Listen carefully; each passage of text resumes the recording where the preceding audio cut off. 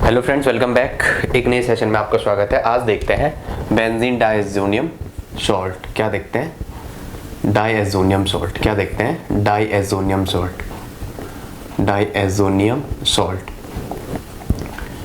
आपने देखो जितने भी पिछले वीडियो देखे हैं, मैंने इसका डाइएज़ोनियम सॉल्ट का प्रिपरेशन और इसका मैकेनिज्म बताया कैसे बनता है, ठीक है। बट फिर भी मैं आपको 2 मिनट के लिए बता देता हूँ। मैं डायरेक्टली बेंजीन डाइएज़ोनियम सॉल्ट का स्ट्रक्चर बना रहा हूँ। ऐसा है ना, ऐसे ही है। देखो केमिस्ट्री वाला डायग्राम कैसे बना रहा है। और यहाँ पे क्या है? N triple bond N.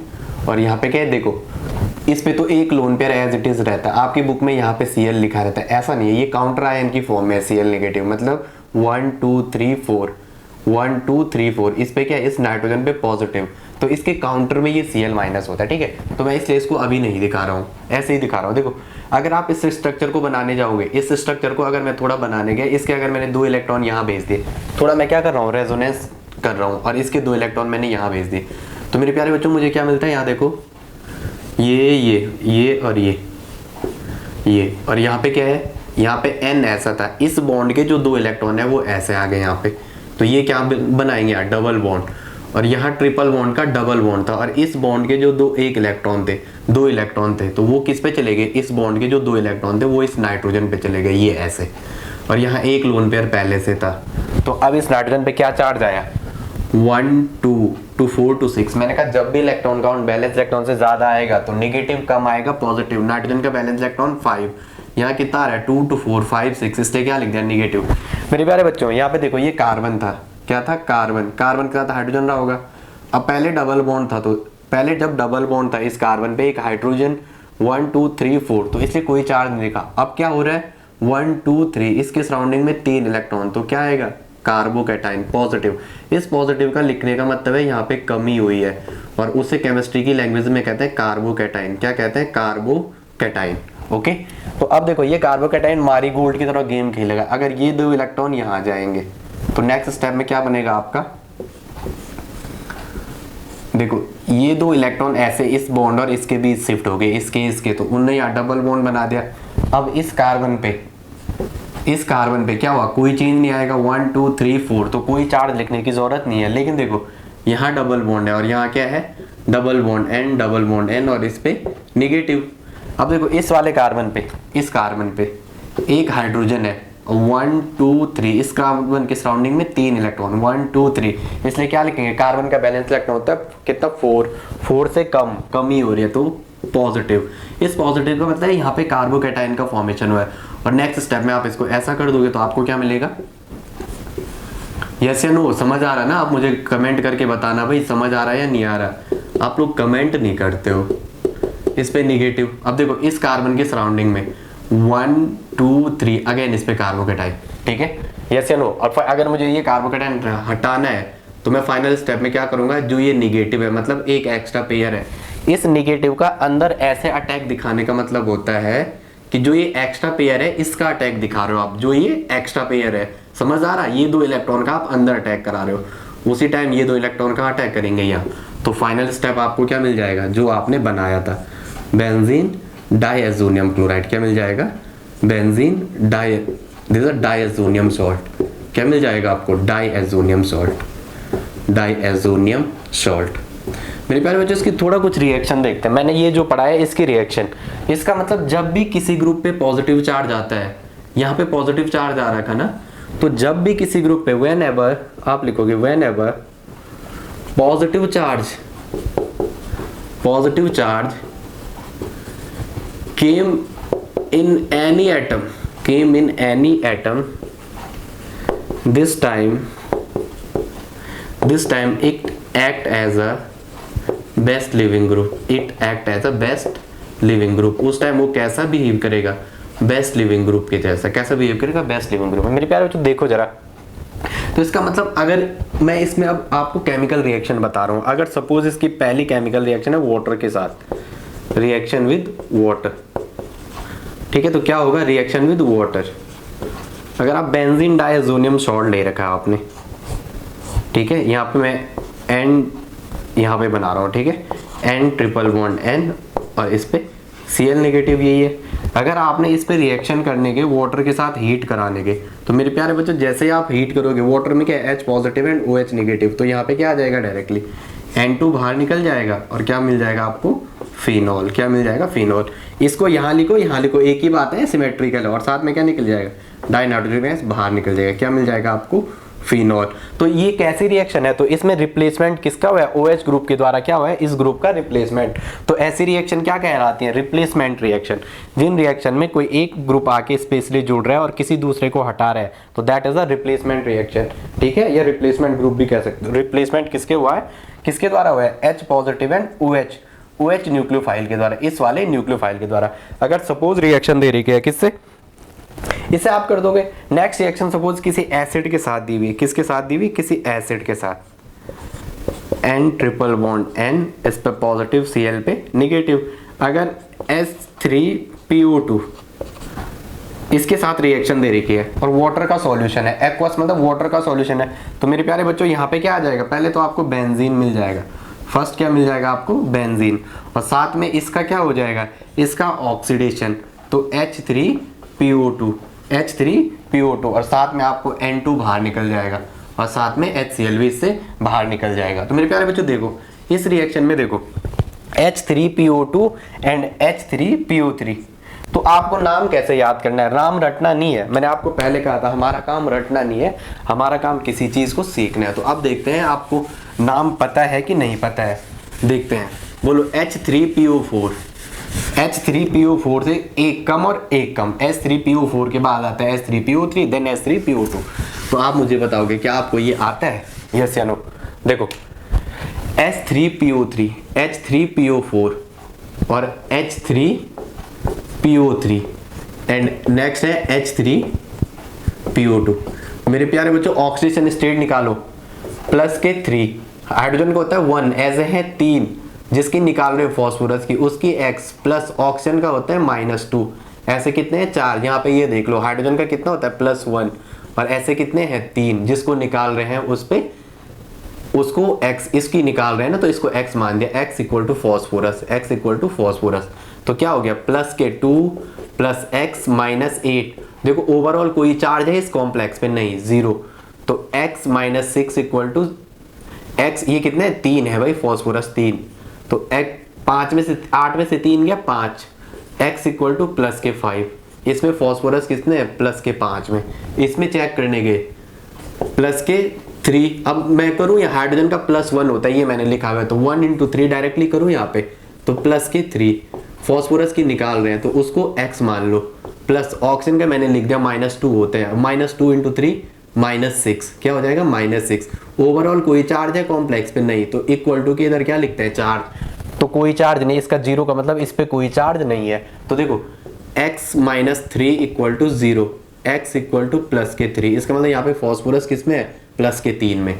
अब इस पे निकालने गए हाइड्रोजन का +1 होता है तो ऐसे कितने हैं 3, +1 × 3, ये समझ आ रहा ना आपकी, +1 हाइड्रोजन का होता है और ऐसे कितने हैं 3 जिसकी निकाल रहे हैं उसको x, और ऑक्सीजन का होता है -2 और ऐसे कितने हैं 3, तो 3 + x -6 equal to 0, x equal to, अरे यहाँ देखो 3 × 2 = 6, अरे ये तो H3PO2 कर दिया ना, नेक्स्ट 2 होगा, नेक्स्ट क्या है 2, तो 2 × 2 = 4, देखो 2 × 2 = 4, 4 में से 3 गया -1 equal to 0, x equal to +1।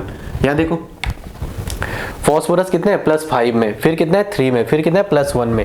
जब भी हाईएस्ट ऑक्सीडेशन स्टेट की बात करेंगे, किसकी बात करेंगे हाईएस्ट ऑक्सीडेशन स्टेट, तो उस टाइम होता है एक एसिड, ठीक है, उससे एक कम वाला एसिड दिया ऑक्सो, उससे एक कम वाला ऑक्सो एसिड दिया हुआ है, तो उस टाइम क्या कहते हैं अस एसिड, क्या कहते हैं अस एसिड।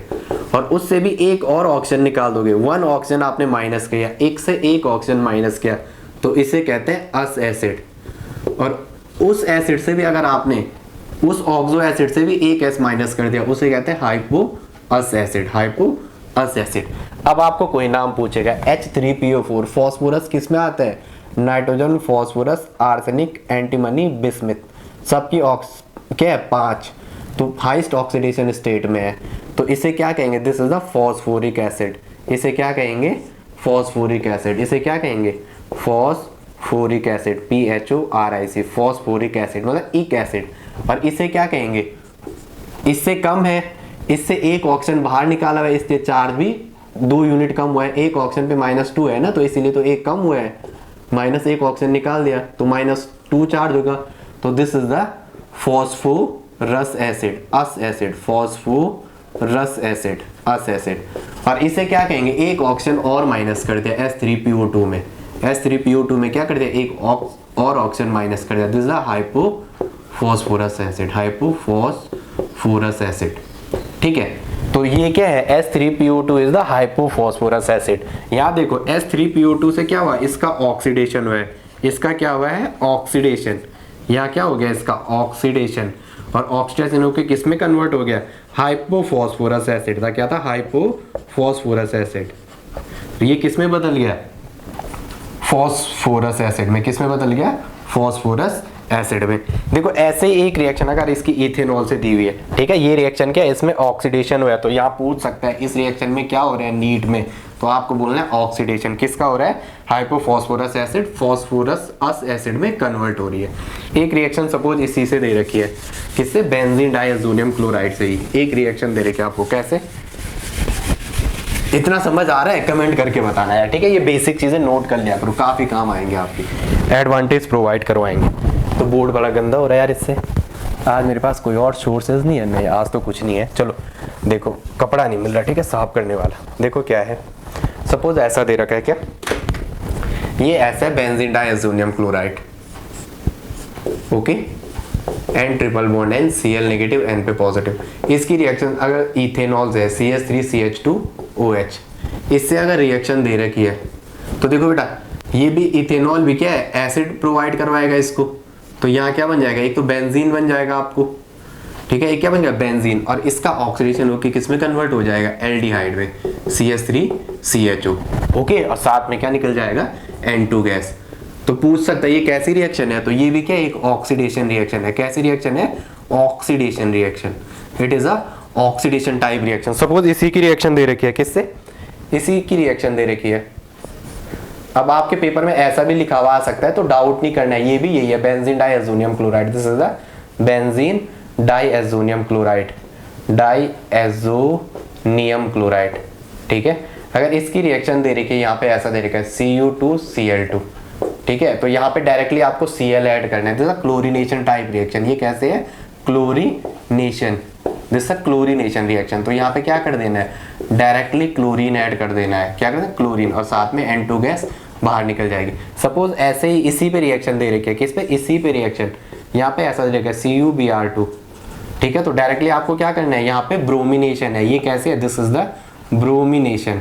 अरे भाई मैं इसलिए कर रहा हूँ कि पूरी यूनिट में मैं आपको ये सब कुछ बता चुका हूँ, ठीक है, आप कहते ही डाउट नहीं करोगे। डायरेक्टली इस पे क्या जोड़ देना है, ब्रोमीन, क्या जोड़ देना है, इसकी रिंग पे डायरेक्टली ब्रोमीन। ये क्लोरोबेंजीन बना, क्लोरोबेंजीन, बेंजीन डाइएज़ोनियम सॉल्ट से क्या बना, क्लोरोबेंजीन।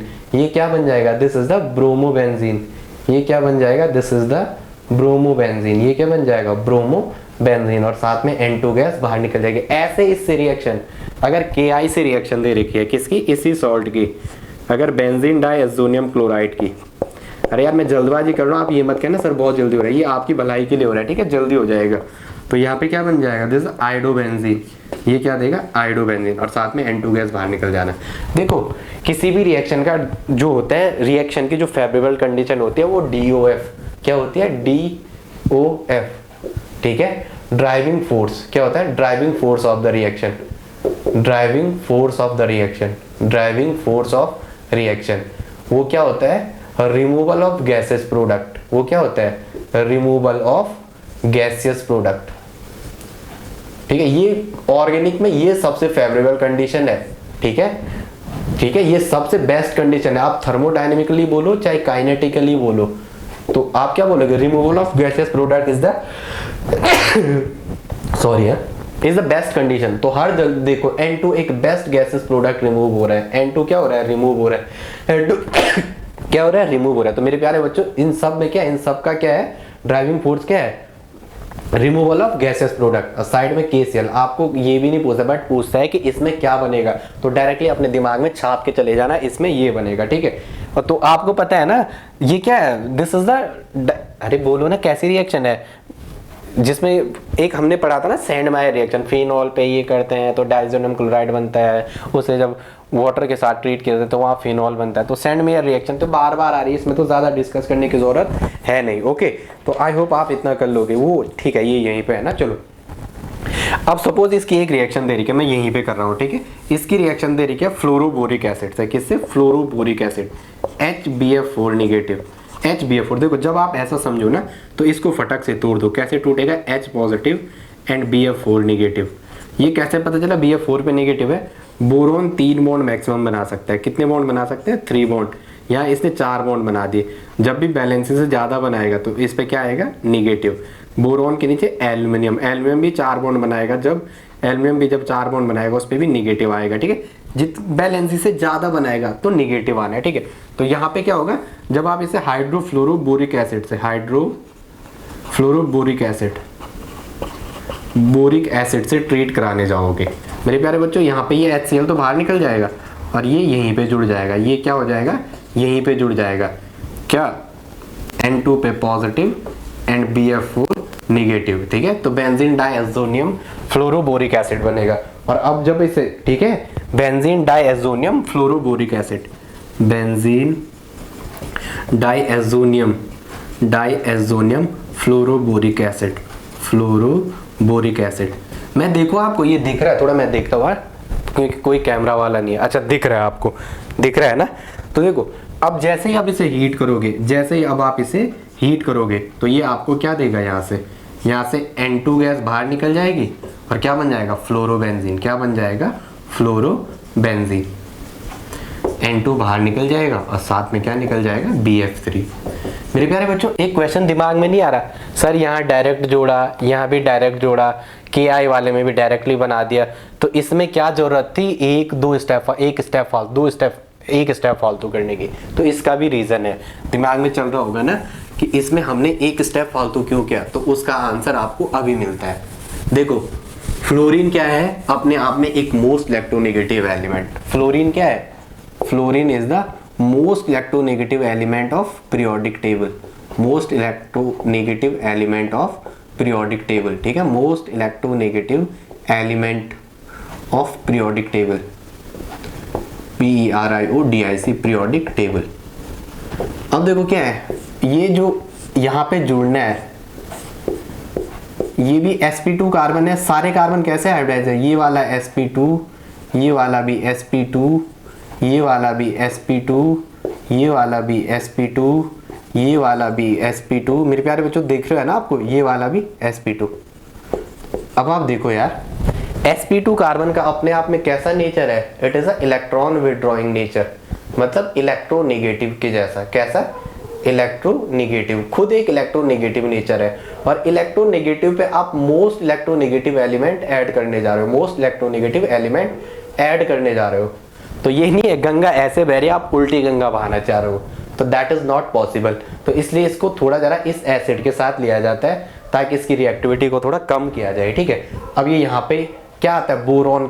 बोरॉन के साथ आ जाता है, बोरॉन के हैलाइड के साथ, तो अब इजिली आ जाता है। इसके बाद सेकंड स्टेप में इसको यहाँ पे टच करना नॉर्मल से, कोई बड़ी बात नहीं है, ठीक है, लेकिन डायरेक्ट नहीं कर सकते हो, इसे बोरॉन के हैलाइड के साथ लिया है, ठीक है।